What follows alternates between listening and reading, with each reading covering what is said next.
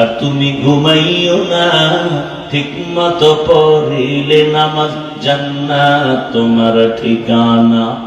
পশু পাখি কীট পতঙ্গ কেউ ঘুমিয়ে রইল না, মানুষ হয়ে ঘুমিয়ে থাকা ঠিক তো মোদের হবে না। আহাতে মন কঠিন দিনেতে নামাজ তোমায় ভুলবে না, ঠিক মতো পড়িলে নামাজ জান্নাত তোমার ঠিকানা। একটুখানি নেকের তরে রোজ হাসরের মাঠেতে, বাবা ঘুরবে ছেলের পিছে, ছেলে বাবার আগেতে। আহাতে মন কঠিন দিনেতে আল্লাহ কিন্তু ছাড়বে না, ঠিক মতো পড়িলে নামাজ জান্নাত তোমার ঠিকানা। আমার প্রাণের ভাই বোনেরা জলদি করে উঠে যাও, ওযু করে তাড়াতাড়ি নামাজ পড়তে লেগে যাও।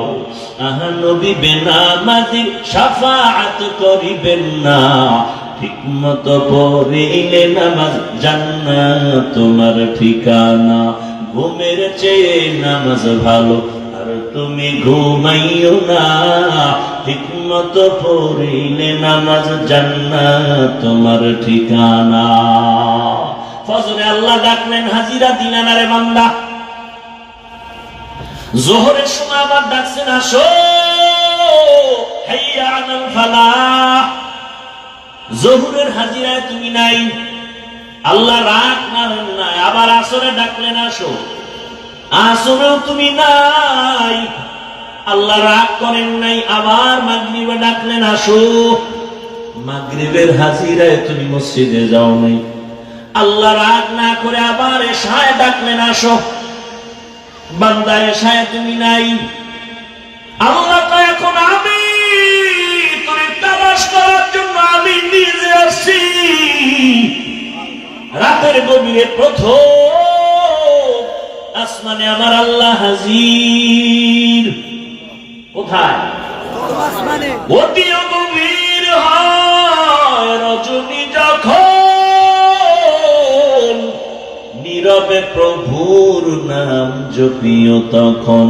প্রভুর করুণা যদি পাইবারে চাও, গভীর রাতে উঠে প্রভুর গুণগান গাও।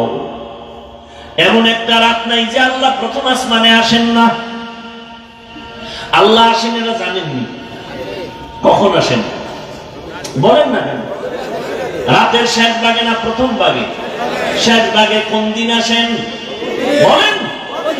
প্রতিদিন। বান্দার থেকে কিছু নিতে আসেন নাকি দিতে? আপনাদের কিছু লাগে না?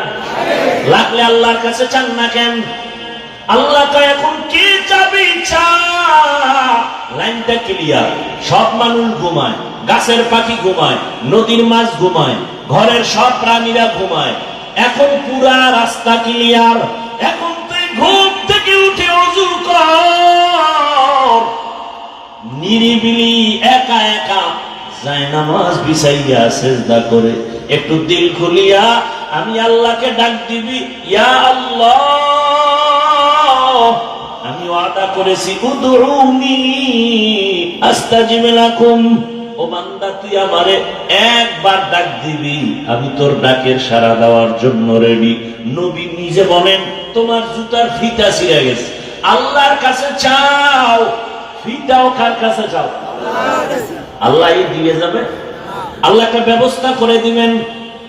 জুতার ফিতা ছিঁড়ে গেছে, আল্লাহর কাছে চাও। রাসূল কার কাছে চাইছেন? আরো ধরে বলেন।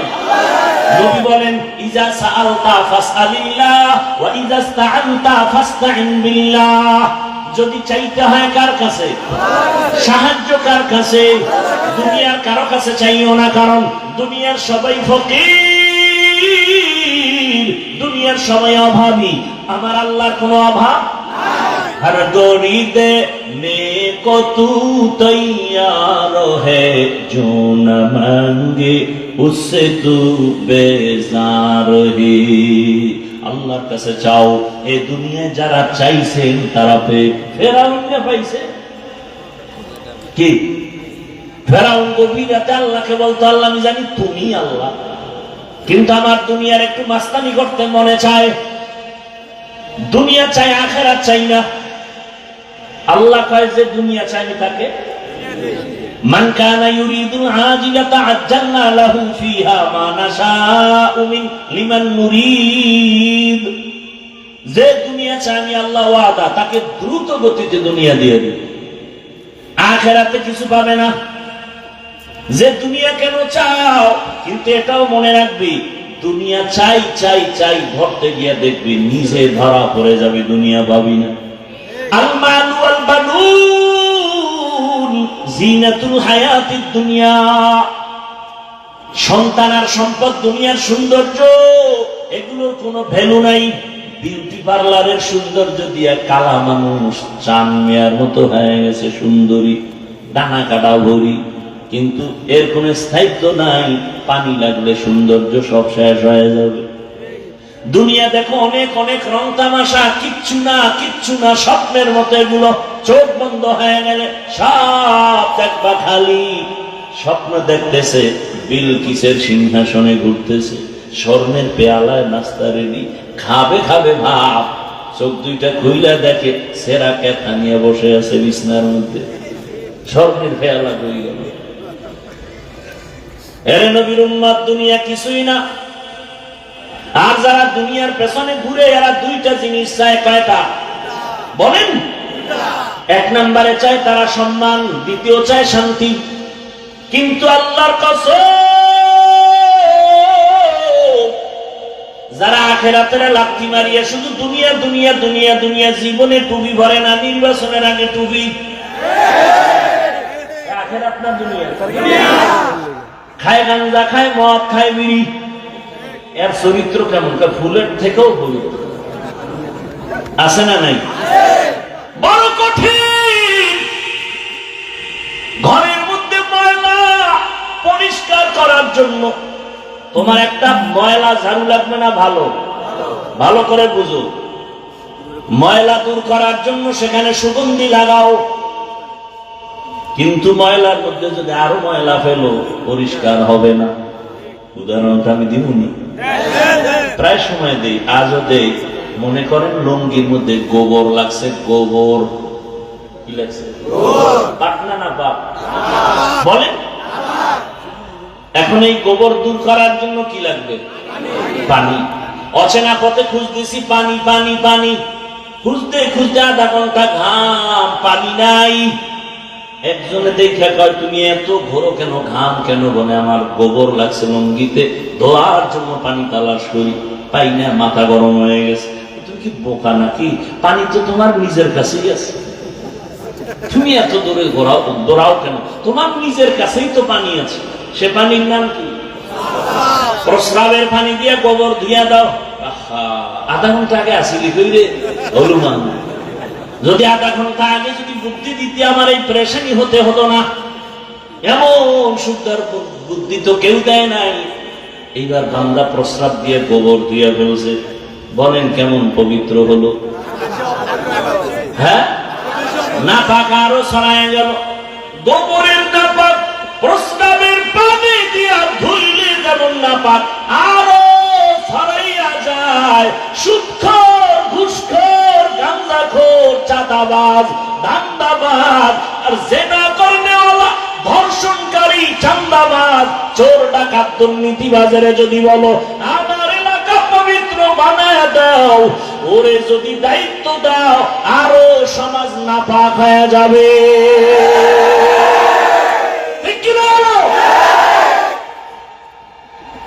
এই জন্য আঙ্গুলের টিপ দেওয়ার আগে সাবধান। কই টিপ দাও? এমন কেউ রে টিপ দিবা না যে তোমার আঙ্গুলের টিপের পাওয়ার পাইয়া আমার বোনের উপরে ধর্ষণের উপর হামলা করবে। তোমার আঙ্গুলের টিপটা এমন কাউকে দিবা না যে তোমার আঙ্গুলের টিপের পাওয়ার পাইয়া দোকানওয়ালার সাথে চাঁদাবাজি করে ব্যবসা বন্ধ করে দিবে। আঙ্গুলের টিপ দেওয়ার আগে 100 বার ভাবো কাকে দিবা। তোমার আঙ্গুলের টিপের পাওয়ার পাইয়া কেউ যেন আমার দেশে চাঁদাবাজি করার সুযোগ না পায়, ধান্দাবাজি করার সুযোগ না পায়, সমাজকে নাপাক করার সুযোগ না পায়, ভয় কেন পাও? এদেশের নাগরিক আমরা, শুধু নাগরিক না, পবিত্র নাগরিক আমরা। চান্দাবাজ, ধান্দাবাজ, দুর্নীতিবাজ আমাদের সামনে কথা বলার অধিকার না।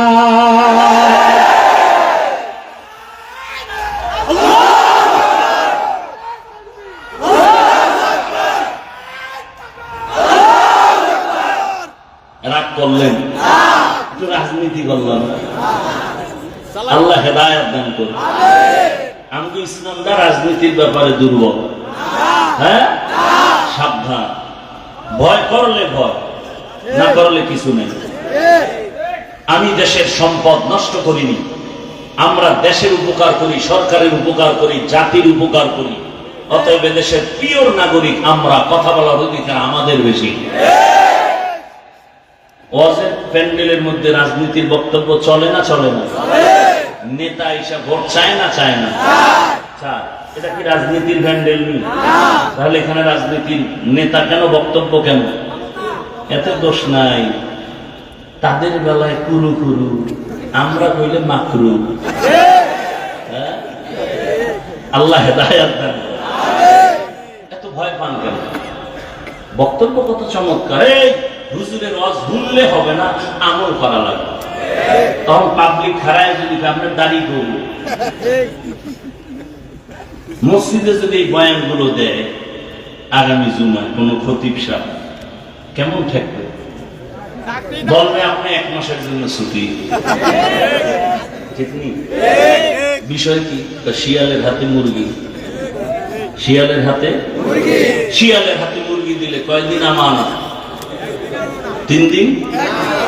শিয়ালের হাতে মুরগি দিলে যা হবে, সুদখোর ঘুষখোরের হাতে মাদ্রাসা মসজিদের চাবি দিলে তাই হবে। আল্লাহ হেদায়েত দান করুন। আপনারা পাবলিক হলেও নষ্ট, বড় নষ্ট। এদিক দিয়ে হুজুরের তাল দিয়া অনেকের তাল মিলাকে হুজুরের চিন্তা করে কথা বলব না, আছে না? অথচ মসজিদে ইমাম সাহেব বয়ান করে, যখন কেউ প্রতিবাদ করে, আপনারা যদি বলেন খবরদার আমার দেশের আলেমের দিকে চোখ তুললে চোখ উপরে ফেলা হবে, আমার দেশের আলেমের ভিতরে হাত তুললে হাত ভেঙে ফেলা হবে,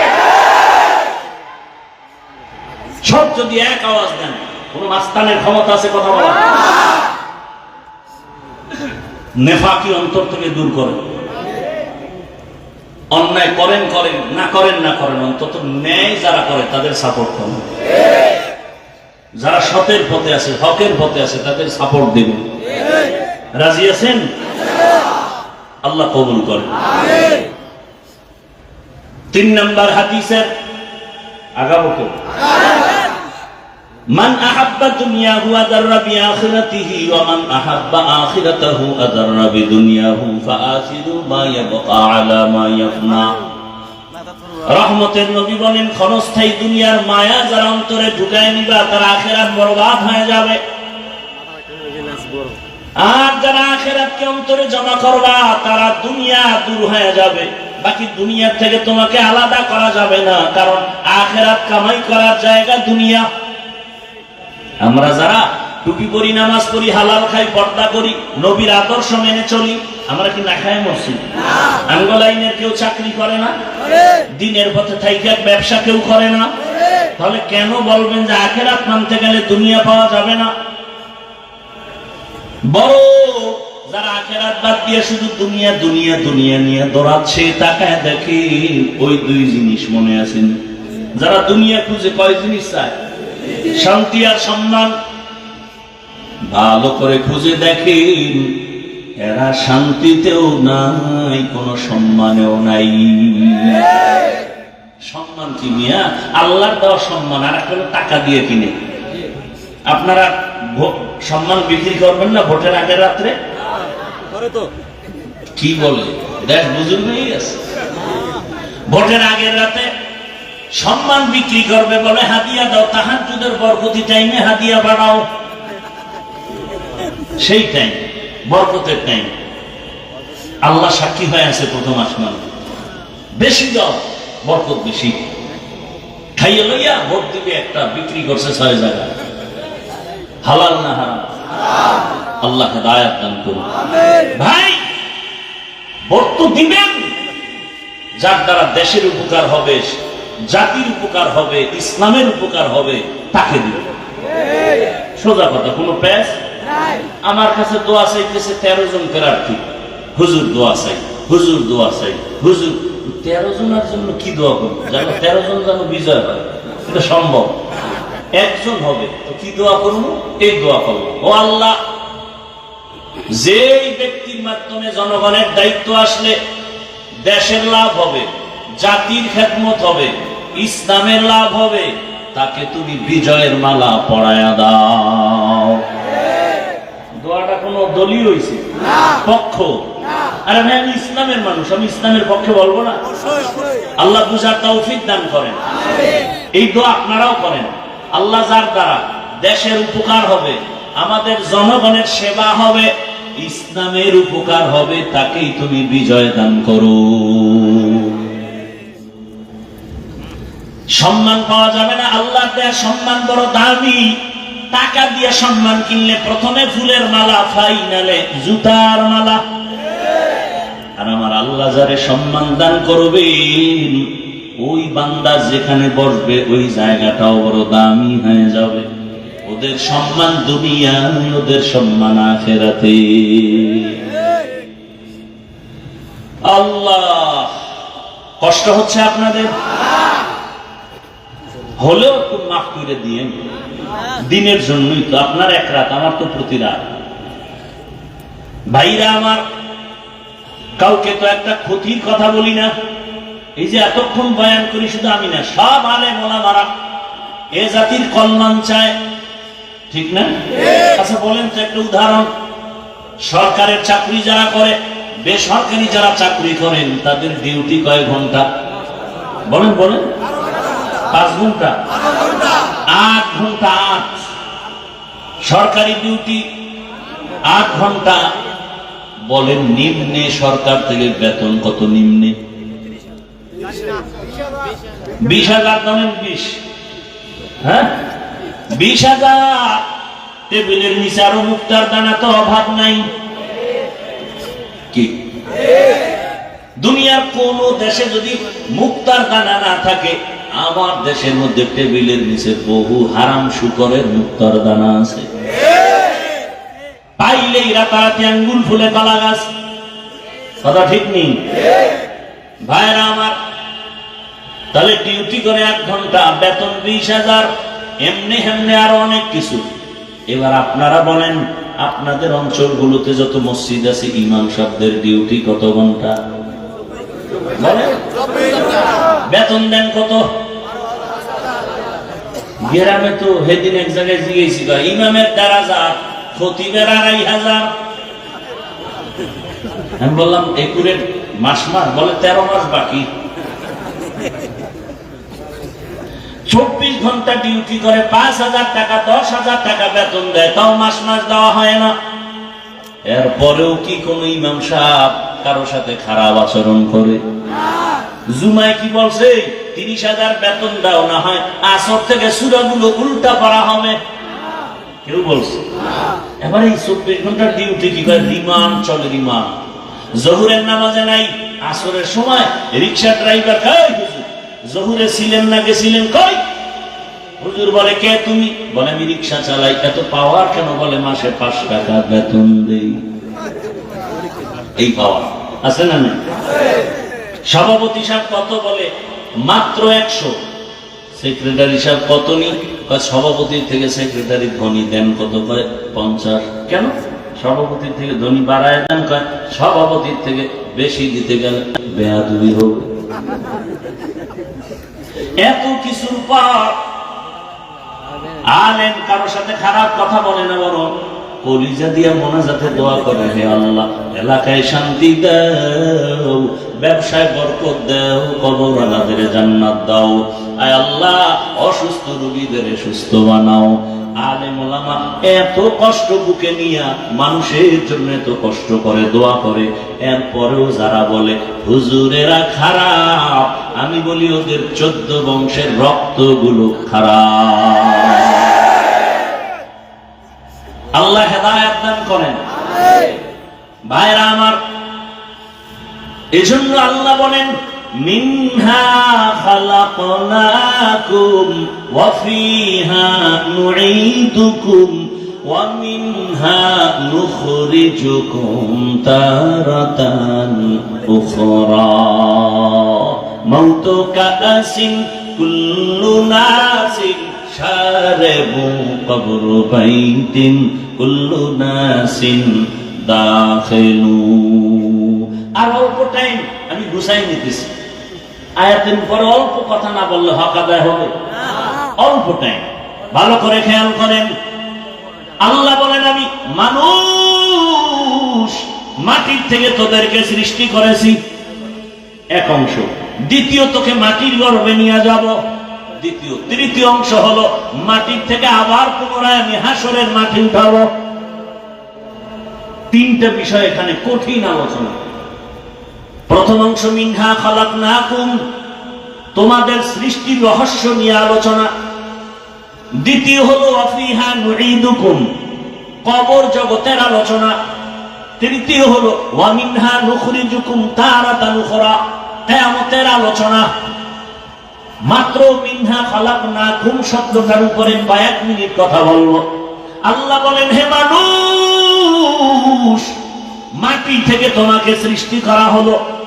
ডাইরেক্ট আল্লাহ আদমকে বলছেন হে আদম, আমি তোমাকে মাটির থেকে সৃষ্টি করেছি। যদি আদম উদ্দেশ্য হয় তাহলে মিনহা খালাকনা কা হবে, কুম হবে কেন? কা মানে তোমাকে, কুম মানে তোমাদেরকে। আদম কি তোমাদের না? তুমি তুমি আদম তো একা, এখানে হবে মিনহা খালাকনাকা। বরং আল্লাহ বলেন মিনহা খালাকনাকুম, আমি আদম তোমাদেরকে সৃষ্টি করেছি। তার মানে বাবা যেই পদার্থের হবে সন্তানেরাও সেই একই পদার্থের হবে। আল্লাহ তাআলা মানুষ সৃষ্টির ব্যাপারে আবার অনেক কথা এখানে আলোচনা অনেক জায়গায় করেছি, আজকে নতুন করে শুরু করেছি এই সুযোগে, কিন্তু এত কথা বলা যাবে না।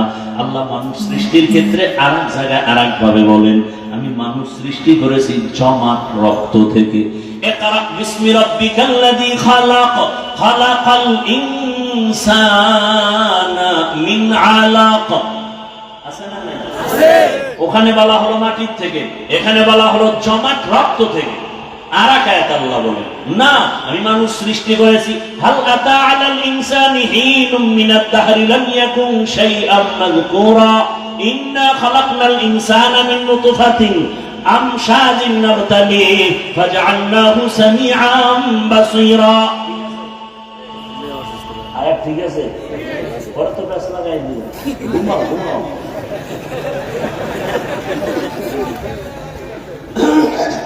ভাইরা না, ওরা ঘুমায়, টেনশন নেই। ভাইরা আমার, আল্লাহ এখানে বলেন আমি ইনসানকে সৃষ্টি করেছি নাপাক পানি থেকে। কয়টা পাইবেন কথা? তিনটা। এবার আল্লাহ আরেক জায়গায় বলেন ওয়ালাকাদ খালাকনাল ইনসানা মিন সুলালাতিন মিন তিন সুম্মা জাআলনাহু নুতফাতান ফি ক্বারারিন মাকিন সুম্মা খালাকনান নুতফাতা আলাকা ফাখালাকনাল আলাকাতা মুদগাহ ফাখালাকনাল মুদগাতা ইযামা ফাকাসাওনাল ইযামা লাহমা ثم أنشأناه خلقا آخر فتبارك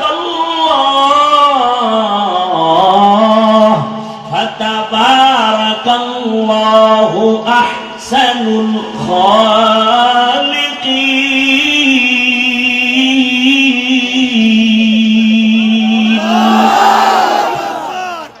আল্লাহ নাপাক পানির থেকে কেমনে বানাইছেন?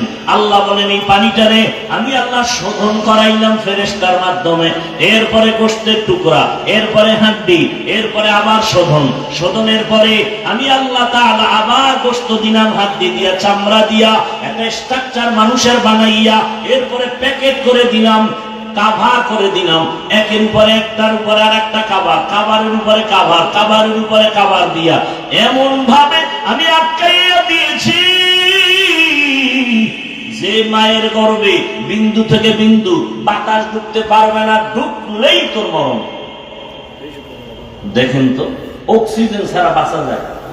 আপনার মুখ আর নাকটা 1 মিনিট চাইপা ধরলে বাঁচার উপায় আছে? ইংরেজি খাওয়ার তো কায়দা নেই, জাগাত চিট পটাং হয়ে যায়। কিন্তু মায়ের গর্ভে বিন্দু থেকে বিন্দু অক্সিজেন ঢুকার কায়দা নাই। নাভির সাথে নাভির, মায়ের নাভিতে তার লাগায় দিছে, ক্ষুধা নিবারণ হবে নাপাক রক্ত দিয়া। আল্লাহ মায়ের গর্ভে সুন্দরভাবে রক্ত দিয়ে আমার ক্ষুধা নিবারণ করেছেন, কাবাব দিয়া রাখলেন। মিনহা খালাকনাকুম, মাটির থেকে আল্লাহ সৃষ্টি যদি করে থাকেন, তাহলে রক্ত থেকে সৃষ্টি করার অর্থ কি? রক্ত থেকে যদি সৃষ্টি করে থাকেন, নাপাক পানি থেকে সৃষ্টি করার ব্যাখ্যা কি? কয়েকটা কথা এখানে সব বাদ। শুধু এতটুকু জানবো, আল্লাহ এত কিছু বইলা কি বুঝাইতে চান? আল্লাহ বুঝাইতে চান মিনহা খালাকনাকুম, এই মাটির মানুষ, মাটির মতো হইয়া চল, আগুনের মতো বাহাদুরি দেখাইস না। মাটির গুণ কি কয়? নরম। গরম ভাব দেখাও কেন? মাটির গুণ নরম। মাটির থেকে তোমাকে বানানো হয়েছে, তুমি মাটির মতো নরম হয়ে চলো, মাটির মতো নরম হয়ে চলো। এই এক ব্যাখ্যা। আর একটা হলো মাটির দিকে তাকায় দেখ, মাটির মধ্যে কত ধৈর্য। মাটির জমিন কত জুলুম হয় মাটির উপরে, এরপর মাটি কারোর সাথে রাগ করে কিছু বলে না। মাটির মানুষ ধৈর্য ধারণ কর, যে যা বলে ধৈর্য ধারণ করো, কারো উপর আক্রমণ করিও না, নরম হইয়া চলো, আমি আল্লাহ তোমাকে বিনা হিসাবে জান্নাত দিয়া দিব। মাটির মানুষ আমরা নরম হব, খালি গরম গরম গরম গরম আর গরম। আচ্ছা, গরম হয় কেন? গরম হওয়ার কিছু পুঁজি আছে আলাদা। কি পুঁজি? মানুষ গরম হওয়ার এক কারণ হলো ক্ষমতার গরম। গরম আছে না নেই? পুলিশের চাকরি করে, এটা একটা চাকরি, কিন্তু দেখবেন পুলিশের সাথে হুদা, ওর কোন সরকারি চাকরি নেই, পুলিশের লোক একটু ঘুরে, আরে পাওয়া বাপের নাম নাই সানগাজির বে, ওর ভাবার আরো বেশি। এনারা কি করে, ফরমা না কি জানি করে, আরে বাপরে বাপ, কঠিন পাওয়া। আল্লাহ হেদায়েত দান করেন। নাই খবর জানেন, রাস্তাঘাটে চলি আমরা, আল্লাহ হেদায়েত দান করেন। তো ক্ষমতার একটা গরম আছে না নাই? নমরুদ গরম, কেমন গরম, আল্লাহরে মেরে ফেলবে, আমি রেডি, আল্লাহকে আয়। ওয়ামাকারু ওয়ামাকারাল্লাহ ওয়াল্লাহু খায়রুল মাকিরিন।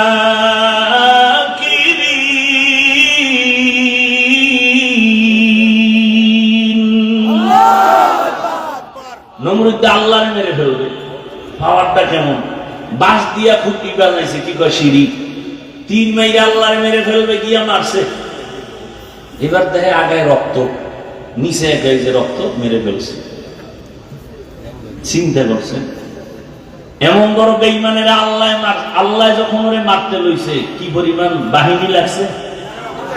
একটা অসুস্থ মশা, তাও কিন্তু সুস্থ না, দেখছেন নি কারবার? অসুস্থ মশা, ওই মশা নাকের ভেতর থেকে ঢুকে চান্দির গোড়ায় গিয়া হাজির। ফাঁকে ফাঁকে একটা মিস কল দেয়, নমরুদের চান্দি গরম। ডাক্তার কবিরা সব দেখায় তুফান, কোন রোগ ভালো হয় না। আল্লাহর কুদরত, চাঙ্ক ফেললে তো ফট করে জুতার লগে মাথার লগে বাড়ি লাগছে, বাড়ি লাগা মাত্র মাথা হিমেল হয়ে গেছে। নমরুদকে সর্বনাশ, দুনিয়ার টাকা খুয়াইলাম, ডাক্তার কত কিছু দিলাম, জুতার মধ্যে যে এই পরিমাণ আমার ঔষধ আছে তা তো আমার জানা ছিল না। এইবার জুতা লাগাইলি মাথা ঠান্ডা, শুধু ঠান্ডা না, একটু জোরে বাড়ি মারলে আরো ঠান্ডা। বাড়ি মারবে কে বলে? কর্মচারীরা বেতন দিয়া। কর্মচারী জোতার বাড়ি দিবে ভাগে ভাগে বেতন। নমরুদ কয় শুনে যা, যত জোরে বাড়ি দিবি বেতন তত বাড়ায় দিবি। কেমন চান কপাল। কর্মচারী কিছুদিন জুতার বাড়ি দিয়ে কয় স্যার আমার একা সম্ভব না, আমার তো বাথরুম আছে, খাওন দাওন আছে, ঘুম আছে, 2-4 ঘন্টার জন্য রেস্ট নিতে হবে। রেস্টের গুল্লি মারি, প্রয়োজনে শিডিউল ভাগ করে 2-3 জন কর্মচারী থাকবে, জুতার বাড়ি বন্ধ করা যাবে না। এই বরকত থেকে আমি বঞ্চিত হতে চাই না। এই জুতা যার গালে লাগছে এই বরকত, বুশের গালে লাগছে না। সাংবাদিকরা জিজ্ঞাসা কাইফা হাল, ডন নাই জুতা খেয়ে কেমন লাগলো, এটা আমার গণতান্ত্রিক অধিকার, কিছুই মনে করি। কেতনা বড় বেলা যাবে হায়া, জুতা খাইয়াও কিছু মনে করে না। আল্লাহ হেদায়াত দান করে। ভাইরা আমার, তাহলে ক্ষমতার গরম। আরো একজনে গরম দেখায়, কিসের গরম? তোমার ক্ষমতা আছে নি? কয় না আমার টাকা আছে, টাকার গরম। টাকার গরম আছে না? আরেকজন আর ক্ষমতাও নাই, টাকাও নাই, সেও গরম। কিও তুমি গরম কেন? আমি তো শিক্ষিত, আমার শিক্ষার গরম। আছে না নাই? মূর্খদেরকে মোটেও দাম দেয় না, শুধু বাইবেল লোক। ওরে বাবায় মূর্খ, বাবারে পছন্দ করে না, মা মূর্খ, মাকে পছন্দ করে না, বলে বুড়া বুড়ির দাম নাই। আছেন এমন সন্তান? আর একজন আর গরম, ক্ষমতা নাই, কি বলে টাকাও নাই, শিক্ষাও নাই। আর একজনে গরম ভাব নিয়ে, আরে বাপরে বাপ, সালাম দিলেও নয় না, নিজেও দেয় না। বিষয় কি? আমি তাহাজ্জুদ করি, আমার আমলের গরম। কিসের গরম? আমলের গরম। আমি তাহাজ্জুদ করি, যে তাহাজ্জুদ করে না তার দিকে ভালো নজরে তাকায় না। আর একজন গরম দেখায়, কেউ ক্ষমতা পায় না, চাকরি না, টাকা না, শিক্ষা না, আমলটা আমল নেই, তো গরম কেন? আমার রক্তের গরম। কিসের গরম? রক্তের গরম। বহু ফকিন্নি মাস্তানি করে, রক্তের গরম। আছে না নাই? আল্লাহ হেদায়াত দান করুন। আল্লাহ বলেন মিনহা খালাকনাকুম, মাটির মানুষ মাটির মতো নরম হইয়া চলো, তোমার মর্যাদা বেড়ে যাবে। মান তাওয়াযা লিল্লাহ রাফাআহুল্লাহ, যে ব্যক্তি আল্লাহর জন্য নিজের ছোট মনে করবে, আল্লাহ মর্যাদা বাড়াবেন।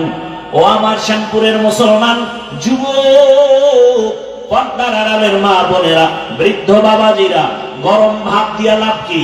নমরুদ টিকতে পারে নাই, গরম গরম ভাব দেখাইয়া ফেরাউন টিকতে পারে নাই, গরম ভাব দেখাইয়া দুনিয়ার কেউ থাকতে পারে নাই।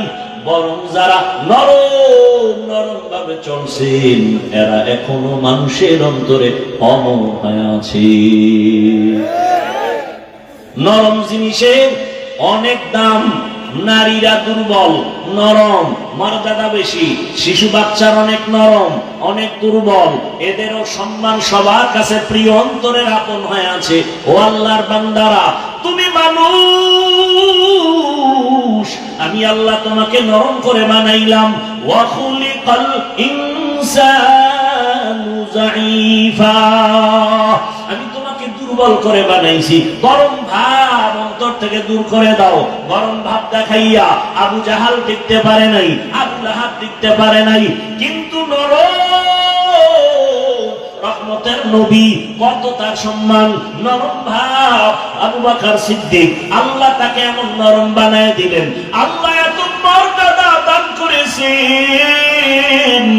আবু বকরের মর্যাদা, রহমতের নবী বলেন আবু বকর আমার, হিজরতের পথে সাথী আবু বকর আমার, দুনিয়া থেকে বিদায়ের পরে আবু বকর আমার সাথী। ওমর, সবাই জানি গরম, তবে এতটা পরিমাণ নরম। ওমর কারো উপরে কোনো জুলুম করে না, অর্ধ দুনিয়ার বাদশাহী করিয়া ওমরের মতো বান্দা কতটা নরম। দিনের বেলা বিচার করে, রাতের বেলা এলাকায় একা একা ঘুরে ঘুরে দেখে আমার এলাকার কোন জনগণ কোন বিপদে আসেনি। কে কে চিন্তা করতে পারেন? রোম সম্রাট কয়, ওমরের নাম শুনলে সবাই তোমরা ভয় পাও কেন? তার সেনা সৈন্য কত, তার দেহ গার্ড কত, বডি গার্ড কত, সিকিউরিটি গার্ড কত। গোয়েন্দা বিভাগের লোকেরা কয়, বাদশাহ জাহাপানা রোম সম্রাট। ওমর এমন এক ব্যক্তি যে একা একা চলে, তার কোনো বডিগার্ড নাই, সিকিউরিটি গার্ড নাই। তারা এত ভয় পাও কেন? যাও, কে আছো? ওমরের হত্যা করে দাও।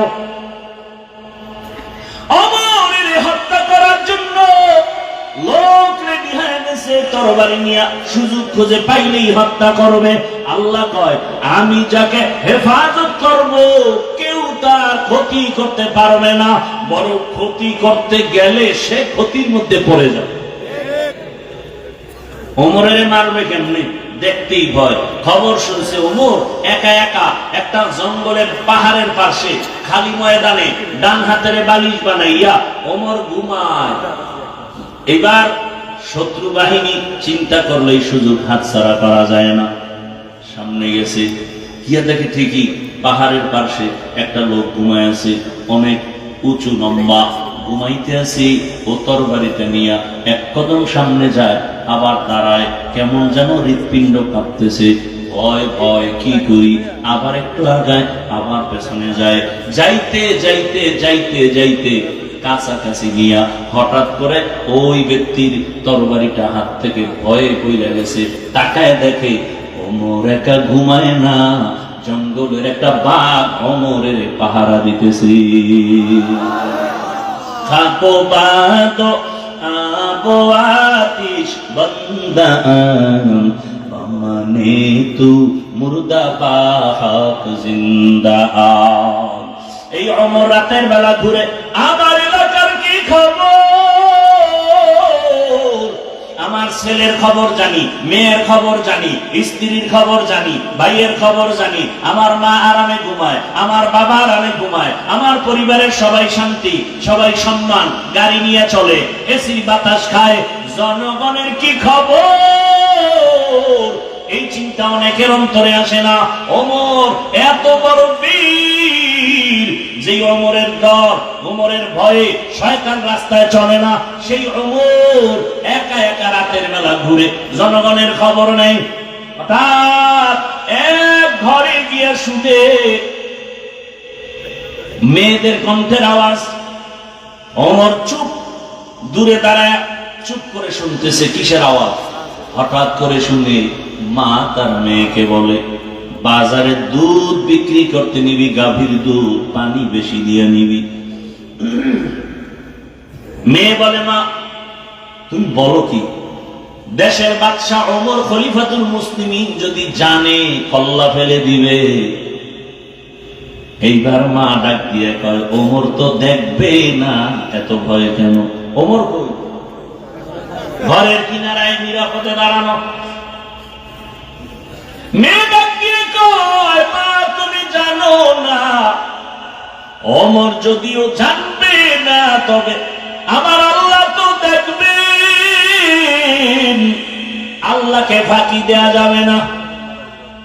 মা কথা শুনে না চুপ হয়ে গেল। ওমর চলে গেলেন। পরের দিন ওই মহিলা মেয়ে সহ ডাকলেন তার রাজপ্রাসাদে। মহিলা ভয় পেয়ে গেছে, ওমর ডাকছে, কি না জানি হয়ে গেল। ওমর লোক দিয়া দুজনকে ডেকে পাঠালেন। কাছে গিয়া ওমর সম্মানের সাথে বললেন, আম্মা জান, কোনো ভয় পাবেন না, আপনাকে আমি অনেক ধন্যবাদ পুরস্কার দেওয়ার জন্য ডাকছি। এই জমিনে আমি ওমরের যুগে এমন মেয়ে পাওয়া বড় কঠিন। আম্মা জান, আপনার কপাল বড় ধন্য। ও আম্মা জান, আপনি এমন একটা মেয়ে পেয়েছেন, আল্লাহ শুকর। আপনি ধন্য মা, ধন্য সন্তান। আপনি যদি রাজি হন, আমি ওমরের ছেলের জন্য আপনার মেয়েটাকে বিবাহের বন্ধনে নিতে চাই। এমন মেয়ে পাওয়া বড় কঠিন। আপনি যদি রাজি হন, আমি আপনার মেয়েটাকে আমার ছেলের জন্য বিবাহের বন্ধনে নিতে চাই। মা কি বলবে? না, মা বলবে আমার কপাল খুলে গেছে। আলহামদুলিল্লাহ, খলিফা মা খুশিতে কান্না করা শুরু করেছে। আমার কপাল, আজ খলিফাতুল মুসলিমিনের ছেলে আমার মেয়ে নিতেছে। আল্লাহ এমন কবুল করেছেন, ওই মেয়ের ধারায় পরবর্তীতে ওই মেয়ের ঘরে ঘরে জন্ম নিল জগৎ বিখ্যাত জমিনের এক তারকা আলেম, আল্লাহর বুজুর্গ ওমর ইবনে আব্দুল আজিজ। ওমর ইবনে আব্দুল আজিজের ইতিহাস বললে আর একদিকে চলে যাবে। কেমন সন্তান, ওই মেয়ের ধারায়। এজন্য গাছ ভালো হলে ফল ভালো হবে। ও আমার যুবক বাবারা, আমি তো আপনাদের এতক্ষণ যত বয়ান শুনাইলাম একবারও কিন্তু বলি না আপনারা স্কুলে তালা মেরে সব মাদ্রাসায় যান, সবাই হুজুর হয়ে যান বলেছি না। বরং আমি দেশে দেশে বলি, আমার যুবক বাবারা, আমার দেশে হুজুরের অভাব নাই, মাওলানার অভাব নাই, মুফতির অভাব নাই, মুহাদ্দিসের অভাব নাই। আমার দেশে এখন ডাক্তার আছে ঠিকই, কিন্তু আদর্শ ডাক্তারের অভাব, আদর্শ ইঞ্জিনিয়ারের অভাব, আদর্শবান ডিসিএসপির অভাব। আমার দেশের ডিসিএসপি যদি আদর্শবান হইতেন, 5 বেলার নামাজ পড়তেন, আমার দেশে কোরআনের বয়ান চলতে কোন সুদখোরের অনুমতি নেওয়ার প্রয়োজন হতো না। অতএব আমি অনুরোধ করে বলি, ও আমার যুবক বাবা, দোয়া করে গেলাম, সবাই আমিন বলবে, কপাল খুলে যাবে। তুমি স্কুল কলেজে পড়ো, চাকরি করো, ব্যবসা করো, ডাক্তার হও, ইঞ্জিনিয়ার হও, প্রফেসর হও, ওসি হও, ডিসি হও, এসপি হও, মেম্বার চেয়ারম্যান এমপি হও, ব্যবসায়ী হও, চাকরিজীবী হও, তবে এক দাবি অনুরোধ, বেয়াদব হইও না রে বাবা। বলবা হাফিজ ভাই, বেয়াদব হব না তার মানেটা কি? বেয়াদব হবা না কথার ব্যাখ্যা হলো 3 জায়গায় বেয়াদবি করবা না। খোদার কসম, বেয়াদবি করলেই মরার আগে জীবন ধ্বংস, মরার পরে না আগে। 1 নাম্বার জায়গা মা বাবা। মা বাবার সাথে যদি বেয়াদবি করো, আর মা বাবা যদি অসন্তুষ্ট হয়ে একটা নিঃশ্বাস ছেড়ে দেয়, তোর ধ্বংস শুরু। 2 নাম্বার জায়গা শিক্ষক। মা বাবা আমার জন্য দোয়া করেছে, মা বাবা আমার জন্য কান্না করেছেন, আল্লাহ আমাকে সম্মানের জায়গা দিয়েছেন, কিন্তু আমি যে আপনাদের সামনে বয়ান করি, এই বয়ান আমার মা শিখান নাই, আমার আব্বা শিখান নাই, আমাকে ধরে ধরে ধরে ধরে কোরআন হাদিসের বয়ান শিখাইছেন আমার উস্তাদ। তাহলে শিক্ষকের অবদান আছে না নাই?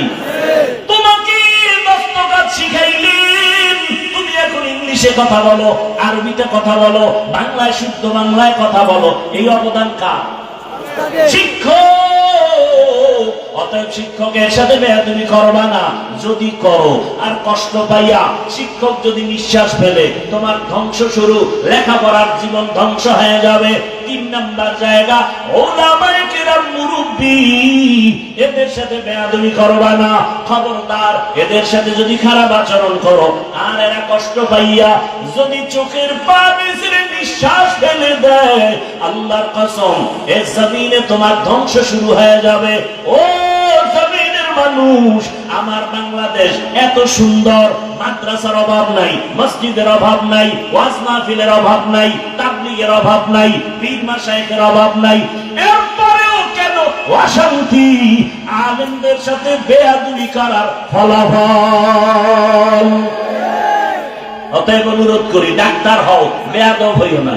হইলে কি তাসলিমা নাসরিনের মতো জুতা খায় পালাতে হবে?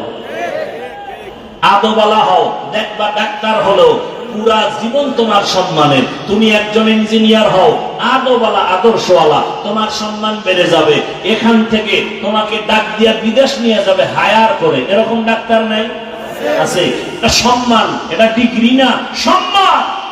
এই সম্মানের জীবন যদি চাও, হে যুবক, মা বাবার দোয়া নাও, শিক্ষকের দোয়া নাও, ওলামায়ে কেরামের দোয়া নিয়ে সামনে আগাও।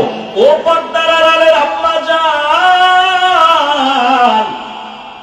এতক্ষণ আপনাদের সন্তানদের যা বুঝাইলাম, এগুলো যদি বাস্তবায়ন করতে হয়, আপনি মায়ের আদর্শ আর দোয়া লাগবে।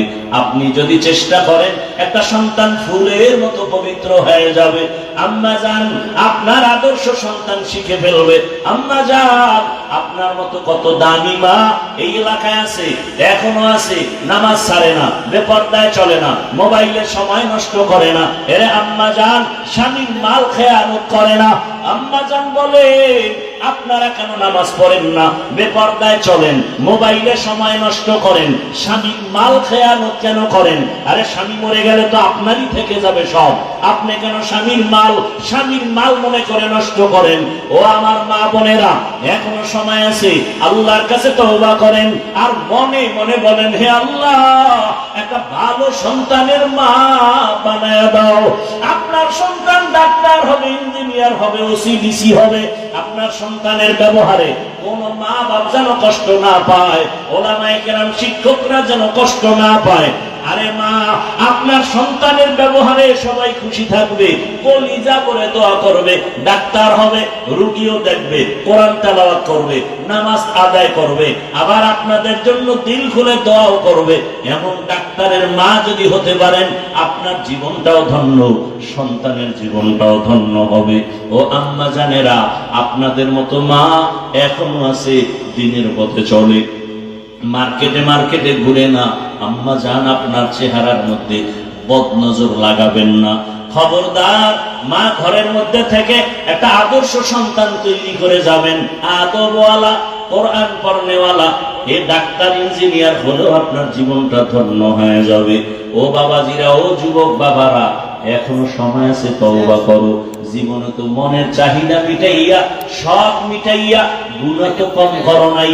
মনে শখ লাগছে পার্কে যাবা, মজা, দৌড়ায় এনেছো, কারো বাধা মানো নাই। মনে শখ আসছে, দাড়ি রাখবা না রাখো নাই, নামাজ পড়বা না পড়ো নাই। ও বাবা, আরো কি তোমার শখ আছে এখনো দাড়ি কামানের? এখনো কি শখ মিটে নাই? আর বলো, আর কত রাত্র সারা রাত মোবাইল চালাইলে তোমার শখ মিটে যাবে? আর কতদিন পার্কে ঘুরলে তোমার শখ পূরণ হবে? আর কতবার দাড়ি কাটলে, নামাজ ছাড়লে তোমার শখ পূরণ হবে? এবং এটাও বলো, তোমার হায়াতের বাকি আর আছে কতদিন? দেখো নাই ও শ্যামপুরের যুবকেরা, ফেসবুকে কি তোমরা দেখো নাই? আমি শুনছি বাইতুল্লায় বসিয়া ওই বিদেশ থেকে একটা যুবক টাকা আর স্বর্ণ নিয়ে বাড়ি আসে বেড়াইবার জন্য, পরিবারের আনন্দ করার জন্য। এয়ারপোর্টে নামার পর শাহজালাল আন্তর্জাতিক বিমানবন্দরে পরিবারের স্ত্রী সন্তানেরা গাড়ি নিয়ে হাজির। ওই আল্লাহর বান্দা গাড়িতে রওনা, সন্তানের চুমু খায়, আপনজনের পাইয়া কত আনন্দ, আনন্দে আনন্দে বাড়ি যায়। বাড়ি যাওয়ার কাছাকাছি যাইয়া গাড়িটা পানির মধ্যে ড্রাইভার ফেললো। পানির মধ্যে পড়ার পরে নিজের সামনে সন্তান মরে গেল, স্ত্রীটাও মারা গেল। দেখেন ওই যুবক মিডিয়ার সামনে কান্না, আর বলে, মানুষ বিবাহ করে খাইয়া না খাইয়া তো পরিবার নিয়ে এক জায়গায় থাকে, একটা আনন্দ আছে। আমি ওই আনন্দ পাই নাই, বিদেশ গেলাম টাকা পয়সার জন্য, আজকে স্বর্ণ অলংকার নিয়ে আসছি, আজ আমার কপাল কেন এত খারাপ? নিজের হাতের উপরে আমার সন্তানটা মরে গেল, নিজের চোখের সামনে আমার স্ত্রী মরে গেল। আমি এখন কোথায় যাব? যেই ঘরে গেলে একটু সন্তান দেখবো, সে ঘর এখন অন্ধকার হয়ে গেল। ঘর সাজায় রাখবে আমার স্ত্রী, সেও তো নাই। এই জীবনের কি মূল্য আমার? ও আমার যুবক বাবারা, কিসের পেছনে দৌড়াও? এমন একটা দিন নাই যুবকের লাশের খবর নাই। পানির নিচে লাশ, গাড়ির নিচে লাশ, ঘুমের বিছানায় লাশ। আজকে বয়ান শুনতেছো, কালকে এমন সময় আল্লাহ না করুন হতে পারো হসপিটালের রোগী, হতে পারো তুমি কবরের যাত্রী। সারা রাত মোবাইল চালায় ঘুমাবা, 11টার সময় মা ডাকবে, বাবা ওঠার, কত ঘুমাবি? কোনো আওয়াজ নাই। মা টাচ করে দেখবে পুরো বডি সন্তানের শক্ত হয়ে গেছে, বরফের মতো ঠান্ডা। মা একটা চিৎকার দিয়া বলবে, কে কোথায় আছো? আয়। আমার বাবা দুনিয়ায় নাই, মা বলে ডাকার মতো আমার কেউ আর নেই। বাবায় কান্না করে টেলিফোন করবে, ইমাম সাহেব আমার সন্তান মরে গেল, তাড়াতাড়ি আসেন, জানাজা না দিয়া যাবেন না। কাউকে পাঠাবে, যাও বাজার থেকে কাফন কিনে নাও। কাউকে বলবে বাঁশবাগানে যাও কবর খনন করো। কাউকে বলবে তাড়াতাড়ি গরম পানি করো গোসল করার জন্য। ও বাবা নিজের গায়ের গেঞ্জিটা বেলেট দিয়ে কেটে কেটে রেখে দিবে। আরে আমার হাতের ঘড়িটা আর একজনের হাতে দিয়া বলবে এটা আমার ঘড়ি। ও আল্লাহর বান্দা, তোমার আপন বন্ধু মোবাইলের নাম্বারটা ডিলিট করে বলবে বন্ধু নাই, নাম্বার রেখে কোনো লাভ নাই। ওই কবরে যখন গোসল করায় কাফন পরায় জানাজার প্যান্ডেলে নিবে, মা জানালা দিয়া কাঁদবে আর বলবে আমার বাবারে তোরা কই নিয়ে যাও, শেষবারের মতো চেহারাটা একবার দেখায় দাও। আর আমারে মা বলে ডাকার মতো কেউ থাকলো না। ও যুবক বাবা, ওই অন্ধকার কবরে সব পাড়ায় মাটি দিয়া যখন চলে যাবে কেউ নাই। এতদিন তোমার আমার ডানে বামে বন্ধু বান্ধব কত আপনজন, এখন যেন আমি একা বাঁশবাগানে পড়ে থাকবো রে বাবা। ওই কবরে ফেরেশতা প্রশ্ন করার জন্য আসবে, জবাব দিলে আলহামদুলিল্লাহ, যদি জবাব দিতে না পারো বেনামাজি অবস্থায় কবরে যাও, গুনাহগার অবস্থায় কবরে যাও। আল্লাহর অর্ডার হবে, ও কবরের মাটি একে ছাড় দেওয়া যাবে না, জাহান্নামের আগুন কবরটা ভরে যাবে। এর নবীর আশিক, ওই জাহান্নামের আগুনের গরম সহ্য করা যাবে না রে বাবা। আল্লাহ রাগ করে বলবে, ও কবরের মাটি দুই দিক থেকে জোরে জোরে চাপ দাও। এত জোরে চাপ দিবে কবরের মাটির চাপে তোমার হাড়গুলো ভেঙে যাবে। ও নবীর উম্মতের দল, গুনাহ নিয়ে কবরে গেলে কি উপায় হবে চিন্তা করো। ও আমার যুবক, দুটো পায়ে হাত রেখে বলি এখনো সময় আছে, তওবা করো।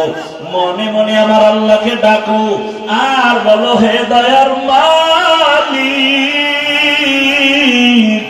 জীবনে তো কম দামি কাটলাম না, নামাজ ছাড়লাম না, বেপরদায় চললাম না।